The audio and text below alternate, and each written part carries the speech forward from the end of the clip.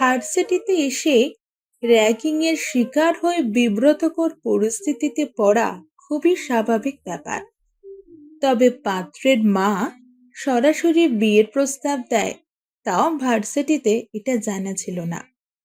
তোহফা বাবা মায়ের তৃতীয় অর্থাৎ ছোট সন্তান। আল্লাহ তাকে পৃথিবীতে পাঠানোর পর তোহফার মা বাবা আর কোনো সন্তানের জন্য আর্জি করেননি মহান রাব্বুল আলামিনের নিকট। তার কারণ পরে বলা যাবে। এখন বলি, একটু আগে তোহফার সাথে ঘটে যাওয়া আজগুবি ঘটনাটি। আজ ভার্সিটিতে প্রথম দিন। চারিদিকে গ্রীষ্মতপ্ত পরিবেশে তোহফার অবস্থা শোচনীয় হলেও নিজের স্বপ্ন পূরণ হওয়ার খুশি বেশি ছিল বলে কষ্ট উপলব্ধি করেনি। যানজটযুক্ত পরিবেশ পেরিয়েই নিস্তব্ধতায় মোড়ানো শৈথিল্যের হাওয়ায় নিজেকে বিলিয়ে বিশাল দরজা পেরিয়ে ভার্সিটির ভেতরে প্রবেশ করেছে মাত্র। চারিদিকের সৌন্দর্য যেন পাগল করে তুলল মুহূর্তে। গোল হয়ে বসে আড্ডায় মেতে থাকা বন্ধু মহলের ছবি তুলতেও ভুলল না নিজের পছন্দের ফোনে। সারি সারি গাছগুলোর ডালে বসে থাকা পাখিদের কিচিরমিচির শুনতে শুনতে এগিয়ে যাচ্ছিল সামনের দিকে। ঠিক তখনই কোথা থেকে একজন ভদ্রমহিলা এসেই ওর গাল টেনে দিলেন। আহ বলে যখন কিছু বলতে যাবে অমনি তিনি তোহফার চোখে মুখে হাত বুলিয়ে বললেন, কি মিষ্টি দেখতে তুমি মেয়ে। এত সুন্দর মেয়ে রেখে আমি কিনা এতক্ষণ চোরকির মতো এদিক ওদিক ঘুরঘুর করছিলাম। ভাবা যায়? তুমি মেয়ে ভারী মিষ্টি। তোমাকে আমার ছেলের বউ করতে চাই, তুমি রাজি? ওনার কথায় তোহফার শুকনো বিষম খেল। কাঁচতে কাঁচতে বলল, আন্টি, আমি এখানে পড়ালেখা করতে এসেছি, বিয়ে করতে না। আপনি কে? আর বেছে বেছে আমাকেই আপনার কেন পছন্দ হলো? দেখো দেখি মেয়ে বলে কি। শোনো মেয়ে, আমি জানি এখানে সবাই লেখাপড়া করতে আসে, তাই এখানেই মেয়ে খুঁজতে এলাম। তবে একটা মেয়ে পছন্দ হলো না। তুমি একটু ভালো করে চেয়ে দেখো ওরা কেমন ভাবে এসেছে লেখাপড়া করতে। এদের পোশাক আশাক দেখে আমি খুব কষ্ট পেলাম। মনে হচ্ছে এরা লেখাপড়া করতে নয়, বিয়ে বাড়িতে এসেছে। তবে তোমার এমন শালীন পোশাক দেখে আমি বুঝে গেছি তুমি খুব ভালো। ভদ্রমহিলা চারিদিকে থাকা মেয়েদের দেখে কথাগুলো বলল। ওরা জিন্স, ফতুয়া, টপস পরে এসেছে। ওদের দিকে তাকিয়ে একটা ভেঙচি দিতেও দ্বিধাবোধ করলেন না ভদ্রমহিলা। তোহফা নিজেও এসব পরে, তবে বাড়িতে। বাহিরে বের হলে সবসময় বোরখা পরে বের হয়। এবার সে ভদ্রমহিলাকে বলল, আন্টি, আমি নিজেও এসব পড়ি। ভদ্রমহিলা ওর কথায় পাত্তা না দিয়ে বললেন, দাঁড়াও, আমার ছেলেকে ভিডিও কল দেই, ওকে দেখায় কেমন পুতুলের। কথাগুলো বলে ভদ্রমহিলা ফোন বের করলেন। অবস্থা বেগতিক দেখেই তোহফা ছুটে চলে যেতে নিল। তার আগেই মহিলা তার হাতটা খপ করে ধরে ফেললেন। কারো উদ্দেশ্যে বললেন, দেখ, আমি মেয়ে পেয়ে গেছি। এবার তোকে বিয়ে দেওয়া থেকে আমাকে কে আটকায় আমিও দেখি। দেখ মেয়েটা কত কিউট আর সুন্দর। এই কথা বলেই মোবাইলটি তোহফার নিকট এগিয়ে ধরলেন। তোহফা নিজেকে ছাড়িয়ে নেবার আপ্রাণ চেষ্টায় ব্যস্ত। তাই সে খেয়াল করল না ফোনের ওপাশে কেউ তাকে মুগ্ধ চোখে দেখছে। তবে মুগ্ধতা গভীর হবার আগেই ছেলেটি তোহফার ছটফটানি দেখতে পেল। তোহফার অসুস্থ চোখ এড়ালো না। নিজের মুগ্ধতা দূরে ঠেলে জোর গলায় মায়ের উদ্দেশ্যে বলল, মা, তুমি এগুলো কি করছো? তোমার পাগলামি এবার বন্ধ করো। তুমি কি দেখতে পাচ্ছ তোমার পাগলামির জন্য একটা মেয়ে বিব্রত বোধ করছে? তাই নরম সুরে বললেন, আন্টি দয়া করে আমার হাত ছেড়ে দিন। দেখেন সবাই কিভাবে দেখছে আমাদের। ভদ্রমহিলা চারিদিকে একবার চোখ বুলিয়ে তোহফাকে অবাক করে দিয়ে ফোন কলে থাকা ছেলেটির উদ্দেশ্যে বললেন, সত্যি করে বল, মেয়েটা সুন্দর না? মায়ের আকস্মিক প্রশ্নে থমকে যায় ছেলেটি। তৎক্ষণাৎ বলার মতো কোনো উত্তর খুঁজে পায় না সে। চোখ তুলে একবার তোহফার দিকে নিষ্পলক তাকিয়ে রইল। প্লিজ মা, দয়া করে মেয়েটার হাতটা ছেড়ে দাও, যেতে দাও ওনাকে। তোহফা ছেলেটার বলে যাওয়া প্রতিটি কথা শুনতে পেল, তবে চোখ তুলে তাকানোর সাহস এই মুহূর্তে তার হয়ে ওঠেনি।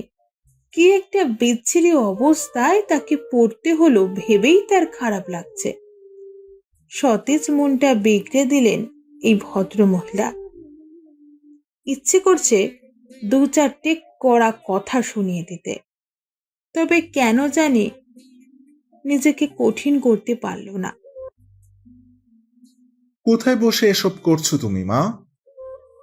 কেন আসবি এখানে? ঠিকানা দিব? আমি জানতাম তুই এমন কিছুই বলবি, তবে তোর আসতে হবে না, আমি নিজেই আসছি মেয়েটাকে নিয়ে, তুই অপেক্ষা কর। এই কথা বলেই ফোনের লাইনটা কেটে দিলেন। এদিকে ভদ্রতা বজায় রাখতে গিয়ে তোহফার অবস্থা বেহাল। সে পারছে না ভদ্রমহিলাকে ধাক্কা দিয়ে দূরে সরিয়ে দিতে। অন্যদিকে ভদ্রমহিলা তোহফার হাত ধরে ভার্সিটি থেকে বেরিয়ে এলেন। হাতটা এমনভাবে আঁকড়ে ধরে আছেন যেন তোহফা কোনো চোর বা ডাকাত, ছেড়ে দিলেই পালিয়ে যায়। সত্যি বলতে মেয়েটা মাত্রাধিক সুন্দর। এই যে তার মায়ের হাত থেকে ছাড়া পাওয়ার আপ্রাণ চেষ্টা করছে, এখানেও যেন সৌন্দর্য লুকিয়ে আছে। সে ফোন কলে আছে প্রায় 7 মিনিট। এই 7 মিনিটে মেয়েটা একবারের জন্য ফোনের স্ক্রিনে তাকায়নি। সেখানেও সৌন্দর্য খুঁজে পেল ছেলেটি। মায়ের পাগলামির জন্য খারাপ লাগলেও মেয়েটার এমন সৌন্দর্য দেখে কিছুটা নয় অনেকটা ভালোও লেগেছে। কি রে, কিছু বল।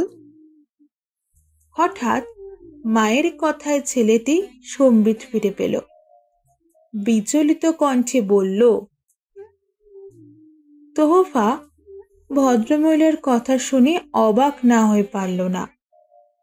তার কথার ভুল মানে বের করে কিভাবে তাকে এতগুলো কথা শুনিয়ে দিল মহিলা। এ কার খপ্পরে পড়ল সে? এটা ভেবেই নিজেই নিজের কপার চাপড়াল। কোনো উপায় না পেয়ে ভদ্রমহিলার সাথেই তোহফাকে রিকশায় উঠতে হলো। সে যে চিৎকার করে লোক জড়ো করবে তারও কোনো উপায় নেই। সে ছোট নয় যে তাকে চকলেট দেখিয়ে উনি তুলে নিয়ে যাচ্ছেন। উল্টো লোকজন তোহফাকে পাগলের উপাধি দেবে। এমন 7-5 জন যখন ভাবছে, তখন তার হাতে ঠান্ডা শীতল কিছু অনুভব করলো। ভালো করে তাকাতেই দেখলো ভদ্রমহিলা কাঁদছেন। তবে তোহফা হাঁটতে হাঁটতেই ভদ্রমহিলার উদ্দেশ্যে বলল, আন্টি এমন কেন করছেন? আমাকে যেতে দিন। আমি কোথাও যাব না। আমি বাড়িতে না ফেলে আমার মা কষ্ট পাবে। 2 ভাই আর ভাবি পাগল হয়ে যাবে। দয়া করে আমাকে যেতে দিন। চুপ করো মেয়ে, আমি কি তোমায় বিক্রি করে দিতে যাচ্ছি নাকি? আমি তো রাজকন্যার সাথে রাজপুত্রের সাক্ষাৎ করাতে যাচ্ছি। আর তুমি বাড়ি না ফিরলে তোমার বাবা মা কষ্ট পাবে কেন? তোমার ভাইয়াও বা পাগল হবে কেন? তুমি কি আজই আমাদের বাড়িতে সেটেলড হওয়ার পরিকল্পনা করছো নাকি? দেখো মেয়ে, আমি তোমার পরিবার ছাড়া তোমায় এভাবে নিয়ে যাব না আমার বাড়িতে। আজ দুজনে দুজনকে দেখো, তারপরে দুই পরিবার পাশাপাশি বসে কথা হবে। আমি ডিমেনশিয়া নামের একটা রোগে আক্রান্ত, যাকে বলে ভুলে যাওয়ার রোগ। আমার ভুলে যাওয়ার রোগ আছে। সকালে কি নাস্তা খেয়েছি সেটাও ভুলে যাই মিনিট দুয়েক পর। তাই তোমাকে ধরে আছি, যেন তোমাকে ভুলে না যাই। এই জন্যই এত তাড়াহুড়ো করে। তোহফা ঘাবড়ে গেল। ভদ্রমহিলার হঠাৎ এমন পরিবর্তন দেখে তোহফা কি বলবে খুঁজে পেল না। তবে ভদ্রমহিলার কান্নার গতিটা খুব ভয়াবহ। ফর্সা নাক মুখ হঠাৎ করেই লাল হয়ে উঠল। কোনো গভীর ব্যথায় যে কাঁদছেন তিনি সেটা বুঝতে পারল তোহফা। যে ব্যথায় তিনি রোজ কষ্ট পান হয়তো। নিজেকে সামলে তোহফা বলল, কি হয়েছে আন্টি, কাঁদছেন কেন? এই দেখুন, আমি আর ছোটাছুটি করবো না চলে যাবার জন্য, তবুও আপনি কাঁদবেন না প্লিজ। ভদ্রমহিলার কান্না থামেনি। তিনি নিজের মতো করেই চোখের জল বিসর্জন দিতে থাকলেন। এভাবেই কেটে গেল কয়েক সেকেন্ড। তারপর ভদ্রমহিলা বললেন, অনুপস্থিতিতে আমার সন্তানের কি হবে ভেবে।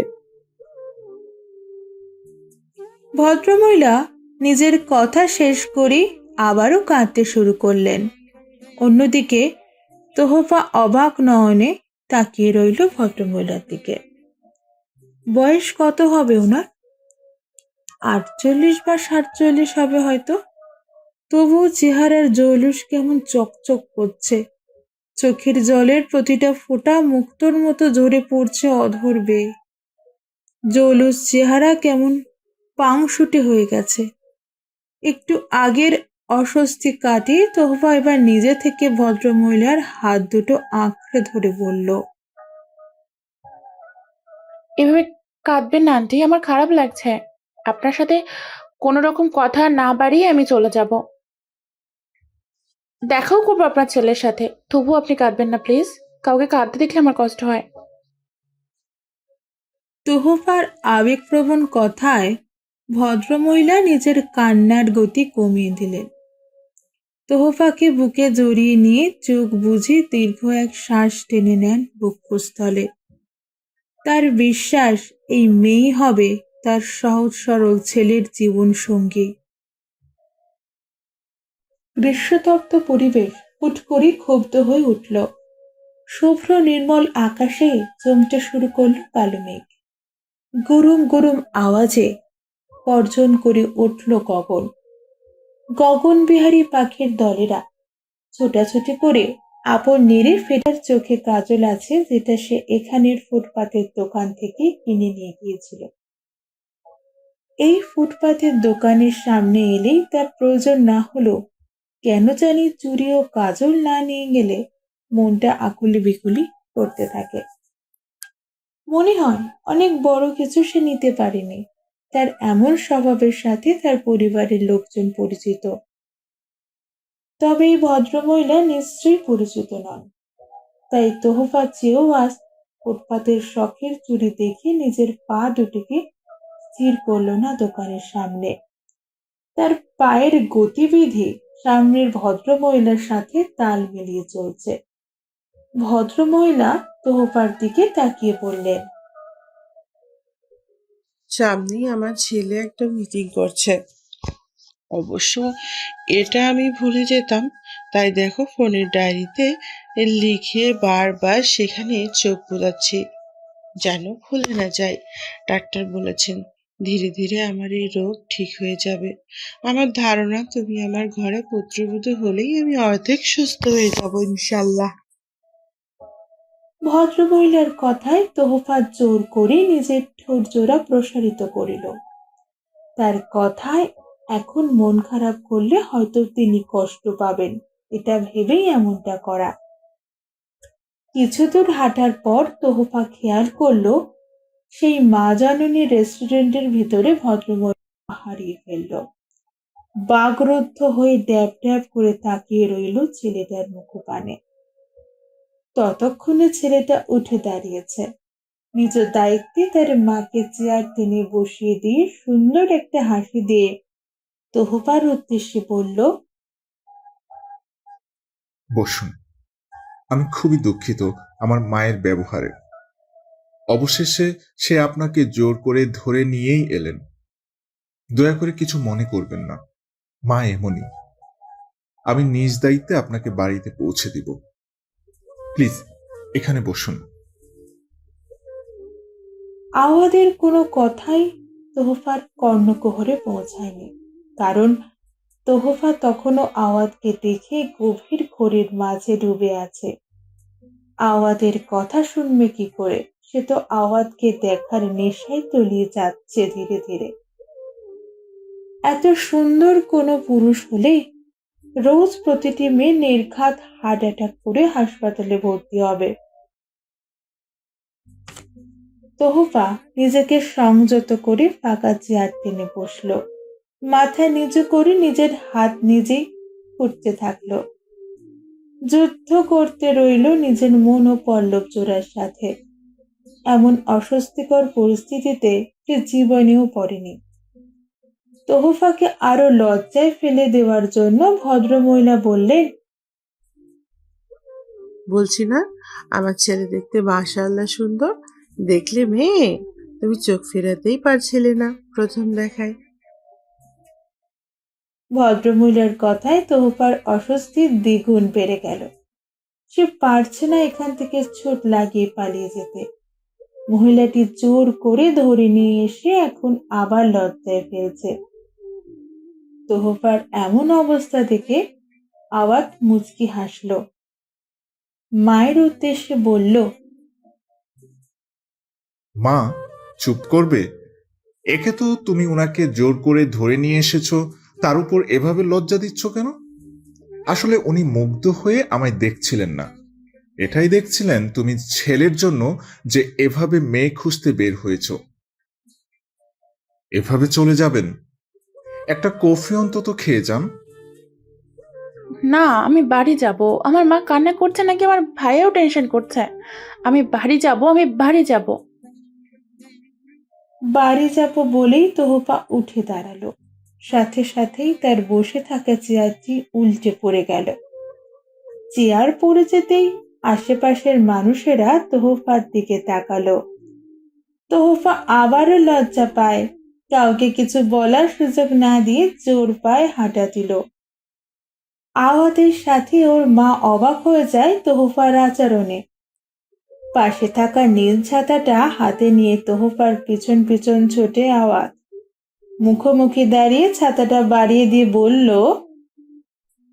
বাহিরে তুমুল বৃষ্টি, ভিজে যাবেন যে, অন্তত ছাতাটা নিয়ে যান। এক্ষুনি পালাতে হবে, হতে হবে শান্ত। এই মুহূর্তে শান্ত হতে হলে তাকে বৃষ্টিতে ভিজতে হবে। যেই ভাবা সেই কাজ। ছাতাটা বন্ধ করে তোহফা ভিজতে ভিজতেই বাড়ির পথে রওনা হলো। তবে সে খেয়াল করলো না একজোড়া চোখ তাকে গিলে খাচ্ছে। খুব গভীরভাবে তার প্রতিটা শিরা উপশিরায় পরিমাণ মেপে নিয়ে আড়াল থেকে ভিজে জবুথবু হয়ে লেপ্টে যাওয়া বোরকাকে সে হাজারটা গালি দিচ্ছে, কারণ তার চোখের খিদেটা পুরোপুরি মিটল না যে। ওদিকে আওয়াজকে ফিরে আসতে দেখে তার মা রেগে গেলেন। ছেলের দিকে রাগে দৃষ্টিতে তাকিয়ে বললেন, নিজের তো মুরদ নেই মেয়ে পটানোর। আমি একটা পছন্দ করে নিয়ে এলাম, তাও এমন অফার করলো যে পালিয়ে গেছে। তোকে দিয়ে কিচ্ছু হবে না। মুখ কালো করে কথাগুলো বললেন আওয়াদের মা সেলিনা বেগম। মায়ের কথায় আওয়াজ মৃত হাসলেন। সামনাসামনি বসে বলল, কি অফার করেছি? সামান্য চা আর কফি তো। তোমার পছন্দ করা মেয়ে যে কফি আর চাকে ভয় পায় আমি কিভাবে জানবো? তিনি যে ওভাবে চলে যাবে সে। সে জুতো নরম হাতে তলোয়ার তুললেও অসুবিধা হবে না, যদি তুমি তলোয়ার চালাতে পারো। তুমি আমার মা না বান্ধবী যে এভাবে ভালোবাসার সাজেশন দিচ্ছ? এসএসসি পরীক্ষার সময় আমি কিভাবে তোমায় হেল্প করেছিলাম এখন বলবো ওদের? সেই দিন এত বড় মুখ করে বলেছিলে আজ থেকে তুমি আমার বান্ধবীর হয়ে যাও, বান্ধবীর হয়ে সাজেশন দিবে, মা হয়ে শাসন করবে। আজ সেসব ভুলে গেছো? ভুল হয়েছে, আর বলবো না। আচ্ছা মা, তোমার না ভুলে যাওয়ার রোগ আছে? তাহলে তুমি ওটা এখনো মনে রেখেছো কিভাবে? ওটা তোমার দুর্বলতা, যেটা আমি ভুলিনি। কি জানি কেন। কথাটা বলেই সেলিনা বেগম মুখটা অন্যদিকে ফেরালেন আর আবার সরল মুখ করে ভাবুক হয়ে ভাবতে রইল, এত বড় শহরে তোহফার নামের মেয়েকে সে কিভাবে খুঁজবে। নদীর পানি বুঝি পুরো ঘোলাটে হয়ে গেছে? ভাবির রহস্যময় কথায় বেজায় বিরক্ত হলো তোহফা, হতাশ কণ্ঠে বলল, দয়া করে মজা নিও না ভাবি। একই অমন একটা ঘটনা, তারপর এভাবে বাড়িতে ফিরছে। মা দেখলে নির্ঘাত আমার সস বানিয়ে নুডলসের সাথে আজ খাবার টেবিলে পরিবেশন করবে। তোহফার কথায় ইলা ভাবুক হয়ে পড়ল। কেমন ঘটনা নন্দী? কেউ কি হার্ট ব্রেক করেছে নাকি গাড়ির ব্রেক ফেল করেছে? আবারও মজা করছো? না, এই যে মুখে কুলো পেটেছি, আর কিচ্ছু বলবো না। তবে আমার হাতটা আজ সকাল থেকেই কেন জানি চুলকাচ্ছে, মনে হচ্ছে কিছু পাবো। ইলার কথার মানে ভালোই বুঝলো তোহফা, ভুল করে বাড়িতে ফিরলে তাকে তার মায়ের থেকে বাঁচানোর দায়িত্ব থাকে ইলার। আর আজও সে ভুল করে বাড়িতে ফিরেছে। সেই ভুল হলো বৃষ্টিতে ভিজে বাড়ি ফেরা। আর এই ভুল থেকে বাঁচানোর জন্য ঘোষ হিসেবে ইলা মনে হয় এখন এই মুহূর্তে মনে পড়ছে না। তুমি চিন্তা করো না, আজ রাতে বালিশে মাথা দিয়ে মনে করার চেষ্টা করব। আর যদি মনে পড়ে যায়, আমি কথা দিচ্ছি রাত যতই গভীর হোক না কেন আমি তোমাকে ডেকে জানাবো। উফ, তুমি আমায় জ্বর বাঁধিয়ে ছাড়বে দেখছি। ও, ভুলে গেছি। যাও ঘরে গিয়ে পোশাক পাল্টে গোসল করে নাও। মা নামাজে দাঁড়িয়েছে, একটু পরই সবাইকে খাবারের জন্য ডাকবে।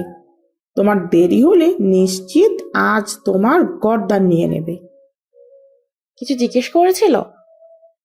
না। বাঁচলাম। আগে জি না, পুরোপুরি বাঁচুনি।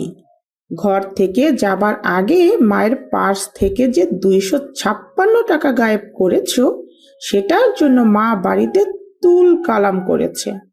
বাবাকে পই পই করে বলেছে তোমার জন্য পাত্র দেখতে। তাইলে তাদের আসতে বলবেন। এমনকি তাহাদের পছন্দ না হলে তিনি তার আপন একমাত্র ভাইপোর সাথে আমার বিয়ে দিবেন। মেয়ের যতই খারাপ হোক, এটা আর লোক জানাজানি করা যায় না। সেটা আর বলতে, এগুলো তো তার পুরাতন ডায়লগ, যা রোজ মাকে দেন তিনি। এবার উপায় ভাবি। ভাবি বলেই ড্রয়িং রুম কাঁপিয়ে তোহফা হাঁচি দিল। হাঁচির আওয়াজ পেয়ে ঘর থেকে জাহানারা বেগম চিৎকার করে বললেন, কে হাসি দিল ইলা? তোফা নাকি? নিশ্চয়ই বৃষ্টিতে ভিজতে ভিজতে বাড়ি ফিরেছে। জাহানারা বেগমের কড়া সুরের বাক শুনে তোহফা ঠক ঠক করে কাঁপতে রইল। মুখে হেজাবের কোনা কামড়াতে কামড়াতে বলল, আমি আর শেষ ভাবি, আমাকে বিয়ে নামক বলি থেকে কেউ বাঁচাতে পারবে না। চুপচাপ ঘরে গিয়ে ফ্রেশ হও, আমি দেখছি। তোহফা দৌড়ে নিজের ঘরে চলে গেল। দিচ্ছি। আর শোনো, জি মা।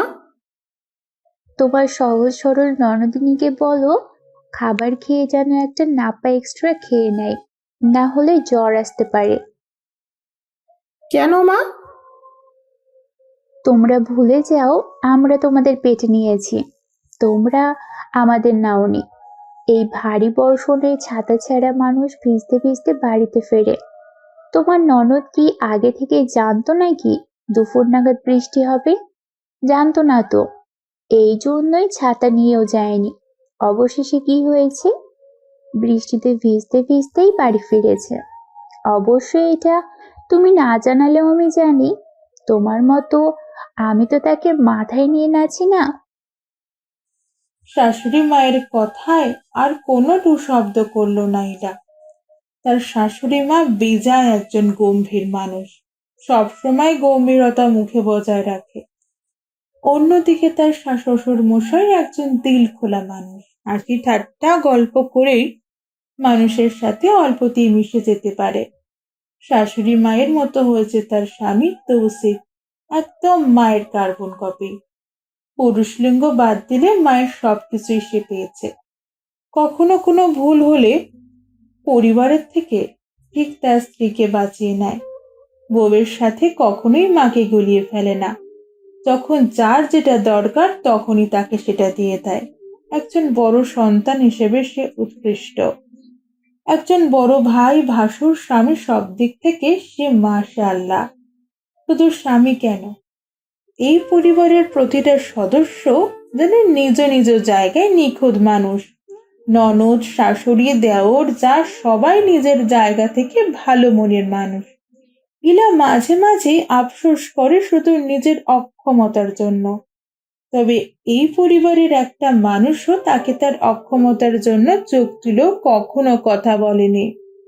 প্রতিদিন সে আল্লাহর কাছে শুকরিয়া আদায় করে এমন একটা পরিবার তাকে উপহার দেওয়ার জন্য।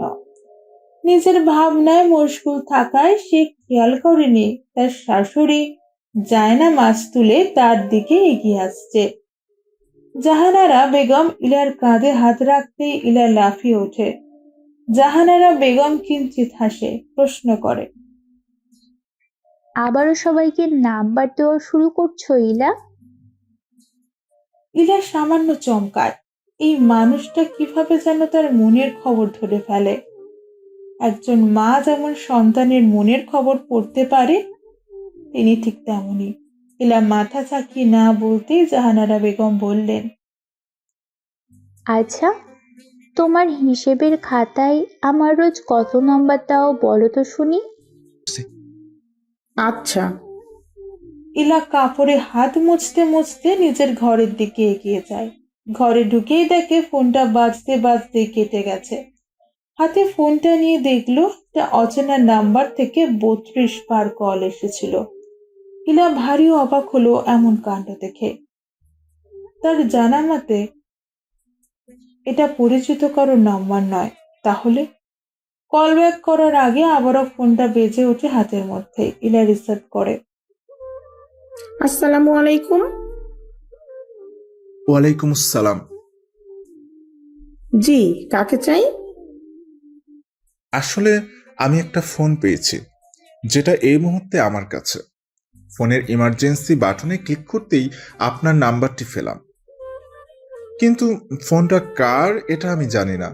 সন্দেহ হচ্ছে একজনের হতে পারে, তবে তার হলেও আমি তার ঠিকানা বা অন্য কিছু জানি না। আর সন্দেহ থেকে তো সব সময় কিছু করা যায় না। তবে ফোনের রং হচ্ছে কালো এবং কাভারে পুতুলের ছবি আছে।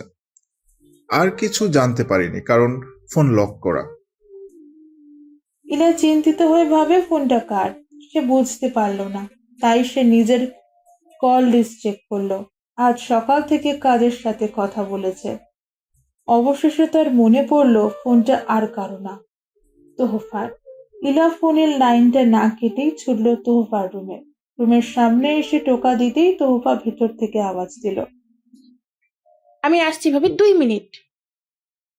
2 মিনিট সেটা পরে হবে, আগে বলো তোমার ফোন কোথায়? ফোনের কথা শুনতেই তোহফা নিজের হ্যান্ডব্যাগ, পার্স, টেবিল, বিছানা সব জায়গায় খুঁজতে থাকে। অবশেষে না পেয়ে চটজলদি দরজা খুলে বেরিয়ে এসে ইলার মুখোমুখি হয়ে বলে, তুমি পেয়েছো ফোন? ঘরের কোথাও দেখছি না তো। আমি না, এই ভদ্রলোক পেয়েছেন।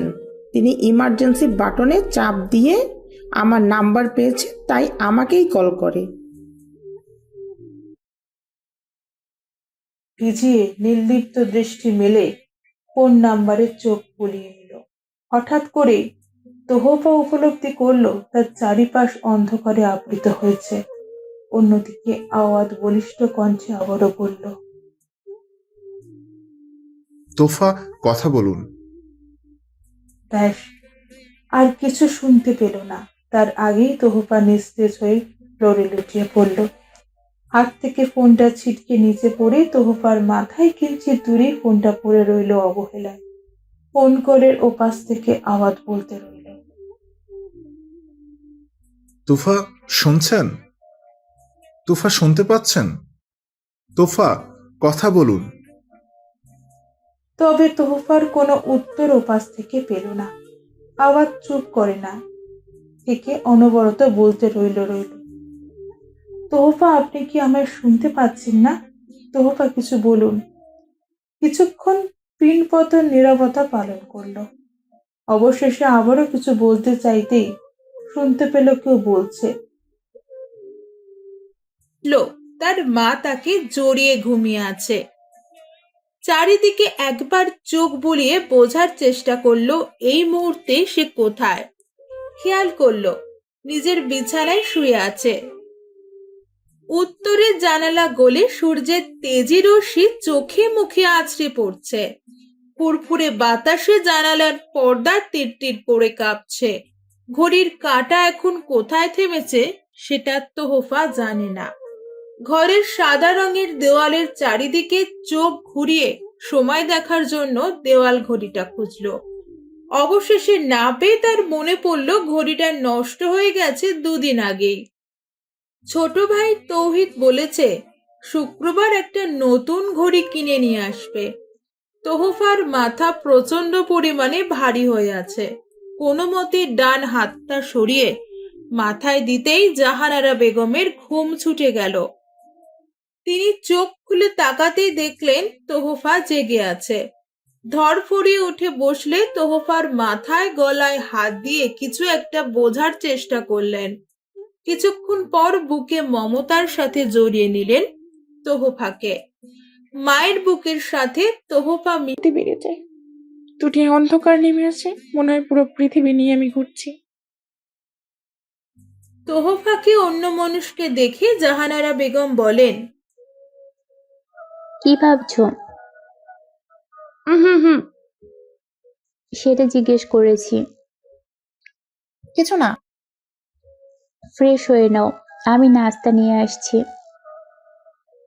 জাহানারা বেগম হাই তুলতে তুলতে চলে গেলেন ঘর থেকে।